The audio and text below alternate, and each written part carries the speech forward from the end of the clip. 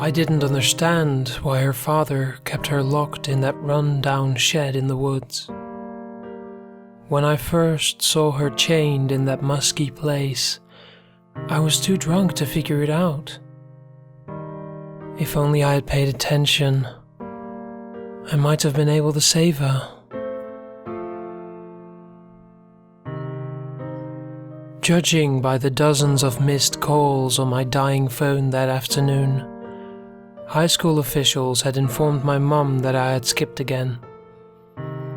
My friends and I had something more important to do than calculus, getting shit-faced drunk in the woods behind the school. Before we knew it, it got dark and the group disbanded. In my drunken haze, I must have taken a wrong turn, because I wound up deeper in the forest, where I came across a lone shed.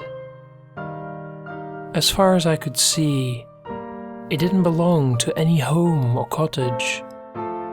It was just there in the middle of nowhere.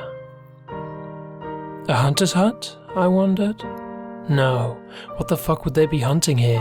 Groundhogs? Stumbling forward, I began hearing sobs escaping through the cracks of the old wooden structure. They were definitely the cries of a human girl. My head spun in a pleasant buzz, turning a simple walk into an awkward zigzaggy track. As I reached the shed, my foot sunk in a particularly deep patch of snow, causing me to lunge forward. My hand rose towards one of the walls for support. It went right through the wood, the plank disintegrating into soft mush, like a soggy piece of bread. Gross. After steadying myself and wiping my hand on my pants, I peered into the hut through the hole I'd just inadvertently created. It was blurry inside, though that was probably due to the alcohol in my system. I squinted to try and make out shapes through the darkness, but it was almost impossible to see. If I hadn't heard another whimper, I might have missed her entirely. There was a girl, maybe 5 years old, curled up in the corner. Her arms and legs were bound in thick iron chains, which rattled as she desperately pawed at a stuffed bear just out of reach. She looked up and, for a brief moment, our eyes met. I could feel her fear and sorrow chipping away at my heart. Through her messy, curly black locks of hair, her lips stretched into a shy smile. She was covered in filth, but seemed otherwise healthy. What kind of sick monster can do this to a kid? I wondered. Hey, I called out. Still wearing a solemn smile, she stretched an arm towards me, but the change held it back. She didn't speak, but her hopeless eyes told me all I needed to know. I'll get you out of here, I promised. I staggered to the door, reaching for the handle. I pushed and pulled, but the damn thing wouldn't open. A simple latch might have been too much in my drunken state. Returning to the window, I waved to get her attention. I'm going to go for help, I said through slurred speech. I promise I'll get you out of here. I ran straight for the nearest squad car as soon as I returned to civilization. My first mistake was banging the passenger window frantically to get the attention of the cops inside. My second mistake was screaming profanities at the cops as they tackled me to the ground and cuffed me. Why couldn't I have calmly gone up to them and explained the situation in a rational manner? I could have feigned sobriety. It obviously would have worked out better. Instead, I acted like a weird drunken teenager, cussing up a storm and making insane claims that I'd come across a psychopath's murder hut. I was arrested for drunken and disorderly conduct. Well, fuck, I murmured as my jail cell locked shut. Sober up, kid. We'll call your mom to pick you up in the morning, said the officer. Fuck, I thought, irritated. I'd gone from trying to free an imprisoned child to winding up just as locked up as she was. Eventually, I dozed off on an uncomfortable metal bench in the back of the cell. In the morning, I was awoken by the sound of jangling keys. The prison guard unlocked my cell and led me to the main desk. I looked around for my mum, but she was nowhere to be seen. So, I just get to go home now? I asked. Yeah, he answered, barely paying attention to me. And my mom, she bailed you out last night. She said, and I quote, "Let that ungrateful prick sleep it off. He can walk home in the morning. It's called tough love, kid," he replied. I furrowed my brows. Yep, that sounded like Mom alright. Probably trying to teach me a lesson. Like that time she made me watch the Scared Straight marathon after I was caught shoplifting. Did anyone check out that shed? The one I kept screaming about last night? I asked. The officer laughed, patting me on the back. Yeah, we sent a few officers to scope the area. There's no cabin, kid. Take my advice and lay off the drugs, he told me, using a condescending tone that reminded me of my father. Prick. I needed to go back, if only to prove that what I saw was real. Mom was probably going to get a call from school again, but I didn't care. At least I was skipping for a good cause this time. There it was, behind a row of snowy maple trees. The small shed where I'd seen the girl.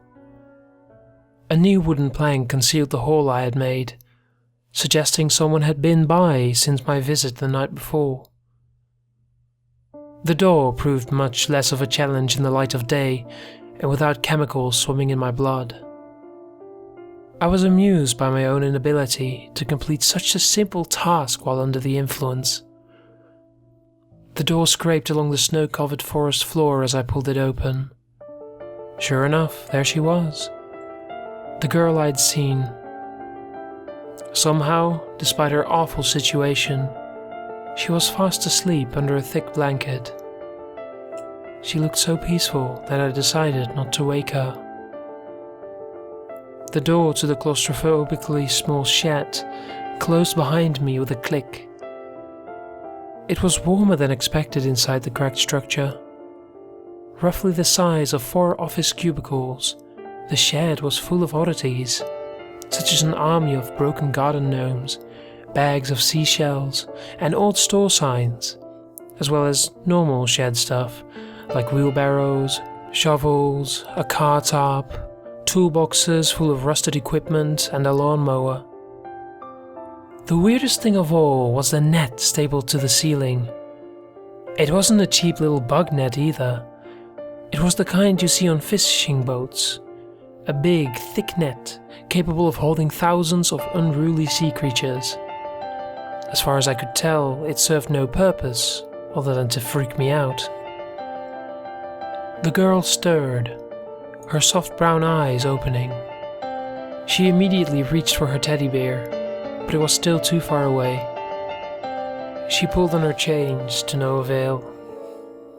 There was little to no slack, especially on the ones around her ankles.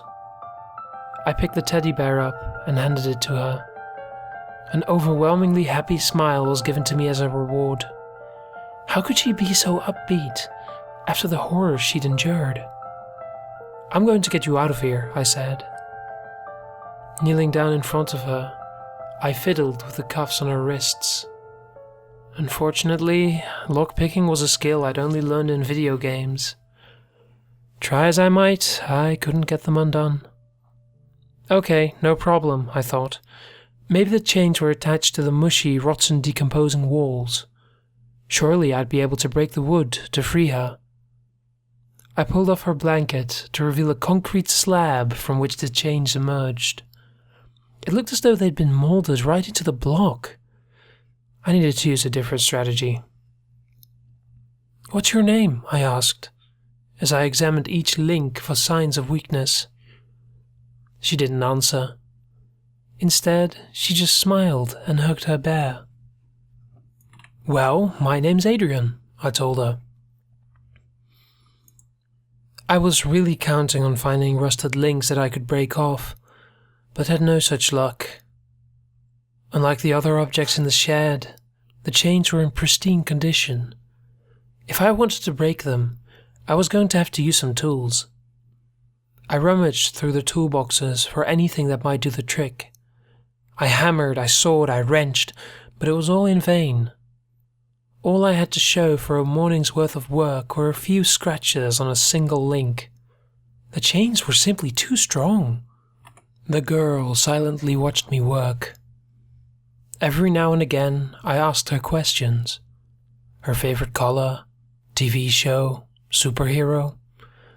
She only ever smiled to acknowledge my question, but kept her mouth shut. An animalesque whine escaped her lips while I was in the middle of sawing the chain for the 5th time. Half its teeth had broken off in the process, but I had stubbornly continued my work. I stopped for a moment and listened, only to hear footsteps approaching. She pointed to one of the corners of the shed, as though telling me to hide. Like a cockroach, I scurried into the darkness, hiding behind the garden gnomes. One of them glared at me with his beady little eyes. "The fuck you looking at?" I thought. A pair of feet came into view. I was half expecting him to look like a flesh-eating lunatic of some sort, but what I saw was a middle-aged man, dressed quite plainly. He shook snow off his salt and pepper hair, and closed the door behind him. There was a picnic basket nestled under his arm, which he set down next to the girl. "Lunchtime, Emma," he announced, his voice strangely mournful. He pet the child's head, and, to my surprise, she didn't recoil in terror. Stockholm Syndrome? I theorized. The man began to pull out a variety of lovingly prepared food items. Heart-shaped sandwiches, a bowl of warm soup, colorful fruit kebabs, and even a cupcake for dessert. He took great care in hand-feeding her the meal he'd made. As I lay there, watching the scene unfold, he gave me the impression more of a loving father than that of a murderous child abductor. My stomach gurgled hungrily at the feast, but I tried to will it to stop, for fear that it'd give me away. I couldn't help Emma if I got caught and chained up next to her. Once she finished the meal, he put everything back in the picnic basket and gave her a toy truck. "I'll be back in time for supper, honey. Be good," he murmured, kissing her forehead. My face twisted at the sight. How could someone be so delusional? I stayed hidden long after he left the shed, just in case he'd come back. Eventually, I crawled out, my stiff neck crackling with relief. Emma was playing with her new toy, a happy smile on her face. My afternoon was spent much like the morning, hacking away at the change, to no avail. As supper drew near, I became increasingly nervous. I knew her father would return soon, and I needed to get home. I had to make a tough call. "I'll be back tomorrow, okay?" She smiled and nodded.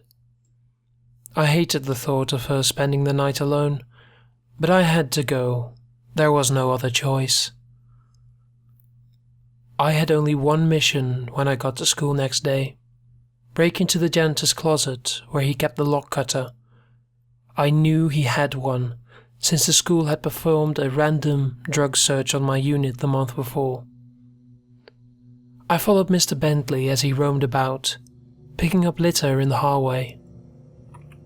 Every time he looked my way, I'd act like I was checking my phone. I'm not sure if he bought it, But my shifty behaviour certainly didn't keep him from eventually unlocking the maintenance closet.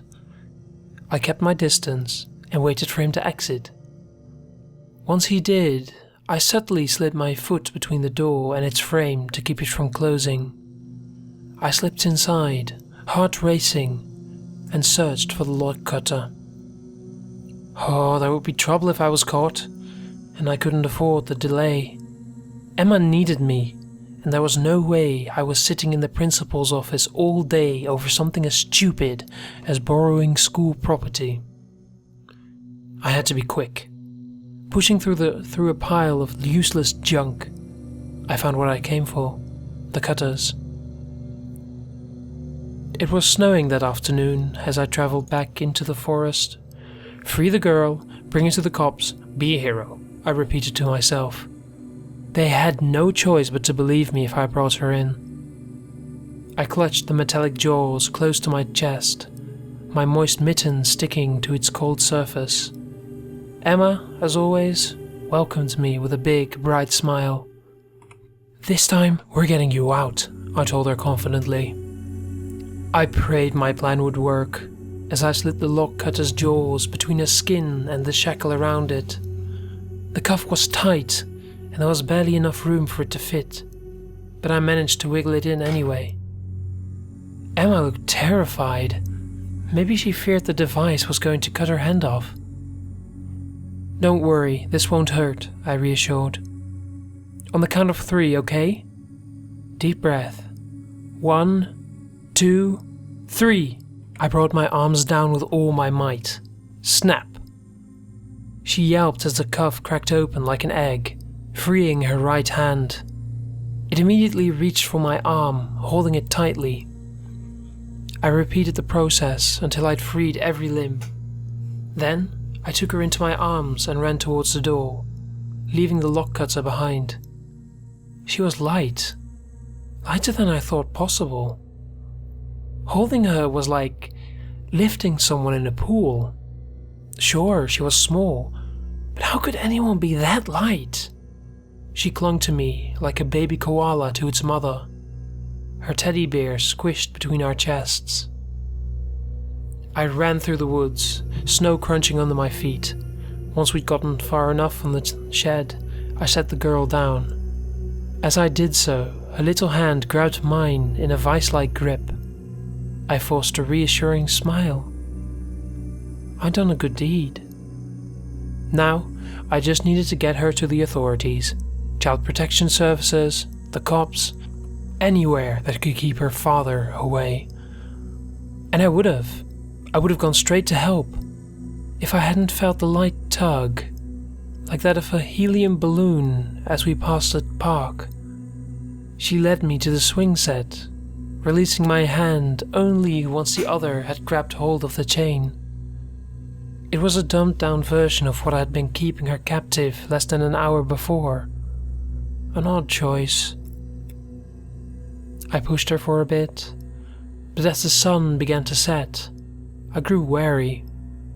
Her father had surely returned to the shed by now and had realized she'd escaped. He'd be looking for her, and I was sure the park would be the first place he'd check. I stepped away and motioned for her to follow. Instead, she clung to the swing set, her body trembling. A single hand outstretched towards me hesitantly. "I've got to get you someplace warm, okay? Come on, we can't play anymore," I answered. She shook her hand, insisting I take it. "Fine," I grumbled. I took her hand half-heartedly, but the strength with which she held it made me realize she felt safe with me. I smiled and squeezed her tiny, delicate fingers. We took off towards the police station. Never once did she let go of my hand. Then, it all fell apart. All because of me. Because of a stupid sneeze. I let go for just a moment. A split second, so I could cover my mouth. In the moment it took for my eyes to close and the air to torpedo out of my nose, the girl disappeared. I looked around me frantically. How could you have run away so quickly? I should have noticed sooner, But when I did, it was too late. I looked at the snow to try and track her, but only my footsteps were present in the snow. There were 2 thin lines behind me, as though only the tips of her feet had touched the surface the whole time. Something fell on my head, something soft and squishy. Her teddy bear bounced off my forehead and landed at my feet. No fucking way. I looked up. She was floating, her body drawn towards the sky. Already, she was out of reach, yet her hand still extended down towards me, as though begging me to take it, to save her. Even as I jumped to try and bridge the distance, I failed to come close. It was like watching someone fall into a chasm in slow motion. She started sobbing, tears falling like raindrops between the snowflakes. Her hand wiggled desperately, but she was already higher than the trees. There was nothing I could do. I wanted to save her, to go after her somehow, but I was chained down. Gravity was chaining me down to earth, like she should have been. I could only watch as she cried and floated up into the sky, helplessly begging for my help, until she disappeared behind the clouds. Even to this day, on quiet nights, I can still hear her wailing cries echoing above. Somehow she's still out there, cursing me for breaking her chains.